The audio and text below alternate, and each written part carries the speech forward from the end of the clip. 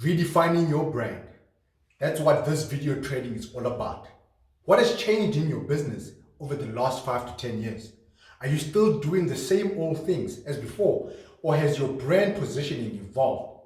How about we rephrase that question in a different manner, for example? Let me ask it in a different way. How many first-time visitors are you seeing weekly? How many follow-up visitors are you seeing on a month-to-month basis, or that keep returning on a month-to-month basis? How many young people are making their appointments? How many social media inquiries is the business receiving? How many referrals are heading your way? So just for a moment, think about those questions that I'm saying. Or you're just looking at things from people that just keep coming for their eye examinations, but you're not breaking them down in terms of first-time visitors, follow-up visitors, young people, social media, referrals, so that you can keep track of the different people that are coming to your practice. That's what we mean about you have to have an awareness of the people that are coming to your practice. When you have an awareness of the people that are coming to your practice, it puts you in a position to say, wait a minute, are we communicating with first-time visitors more effectively, in a manner in which separates us from all other practices, in a manner that confirms to them that this is the practice that I need to come to? Or are we communicating with first-time visitors, follow-up visitors, young people, social media, referrals, all the same way? The person that has been coming to our practice for the last 10 years, are they getting the same treatment as the person that is coming for the very first time? What is that wow factor that people are getting who have never had an eye examination before? What is the wow factor for a person that keeps coming to our practice year after year? What is the wow factor for someone that connects with our practice online? That's what you need to understand when it comes to your brand. And so if you're struggling with repositioning your brand, then try implementing the following solutions below that I will just now start highlighting for you. Well, firstly, build a story brand for your business. What do we mean by that? Have a clear message that is directed to the targeted consumer that is easy for them to understand. So instead of having this one-size-fits-all approach, have clear strategies in play to say, okay, the story that we want the millennial to connect with is the following. The story that we want the presbyopic patient to connect with is as follows. The story that we want the Gen X to connect with is as follows. So break down your story brand, or have a story brand for the different individuals that are coming to your optometric practice. Number 2, focus on establishing simplified solutions to complex challenges that consumers are faced with. This will require you to listen carefully to what they complain of and make sure that the solutions you present to them speak directly to what they require from you the most. So you have to focus on simplifying things. A lot of times people complicate communication, complicate processes, systems, protocols. Simplify it. Number 3, develop high quality products and solutions that are easily accessible, practical to implement, and that are very, very affordable. So consumers want the best for the least amount that they can possibly pay for, right? But if you communicated value, if you communicated that, wait a minute, this is what sets your business apart, you help structure your brand in a different manner. So even if you are the most expensive, but the fact that you communicated your value proposition very well, it shows why you're expensive. People have that certain level that, wait a minute, what I'm getting from this brand, it's different from what I'm getting elsewhere. And that's why I'm paying what I'm paying. But if you have not communicated your value proposition effectively enough, people are going to question, why is it that this which I can get elsewhere is so expensive in your brand? So develop high quality product solutions that are easily accessible, practical to implement, and that are very affordable. Number 4, remember, it's not about the product that you sell, but rather the problem that you are solving. Be very clear on that and constantly communicate it throughout your entire brand positioning. This is so critical for you to understand that the greatest companies are those that communicate better. Those that communicate better. Before we launched Vision Straight, there were multiple companies that were doing consulting work. Multiple companies that were doing consulting work.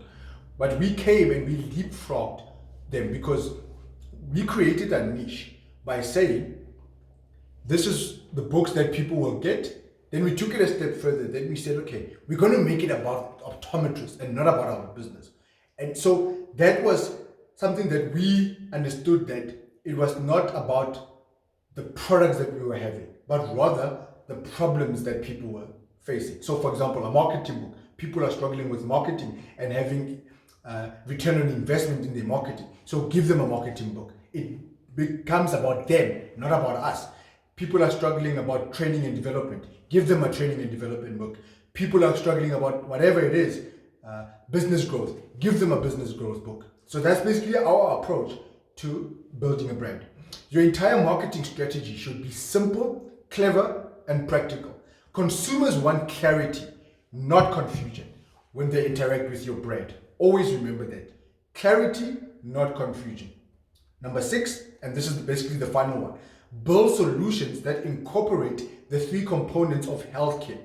Everything you do should center around the academic, clinical, and business aspects of optometry or eye care working cohesively and effectively with one another.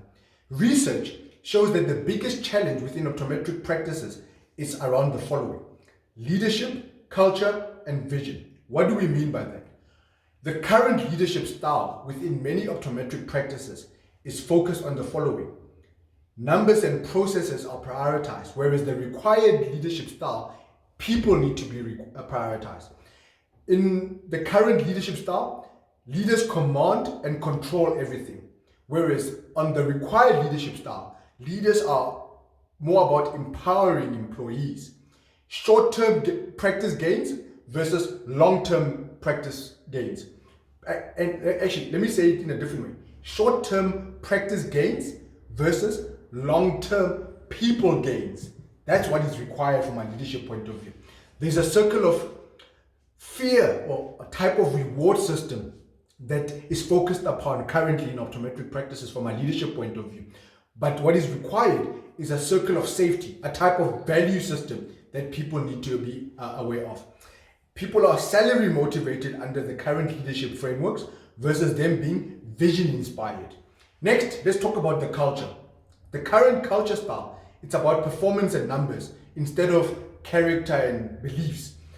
Talent and skill instead of attitude and people's well-being. Management instead of leadership. Rules, procedures, and regulations instead of responsibility, accountability, and authority being given to people. And the current culture style, it's about sales, revenue, and monthly turnover, as opposed to vision of the practice. The one focuses on practice development, whereas what is required from a culture point of view is people development. Lastly, the approach within people or the team within the culture currently is, this is just my job, whereas the other one will produce, this is my career. That's the difference. Finally, regarding vision, the current vision style within optometric practices is successful career being built versus significant legacy being established. That's the difference. That's what is required. The one staff are employed to serve the vision, whereas the one that is required is people are more seen as partners in the vision. Short-term business approach versus long-term business approach. Grows the practice, not the people, for the current vision, versus grows the people, and the people are the one that grows the business. The current vision style is more transactional versus what is required should be more relational.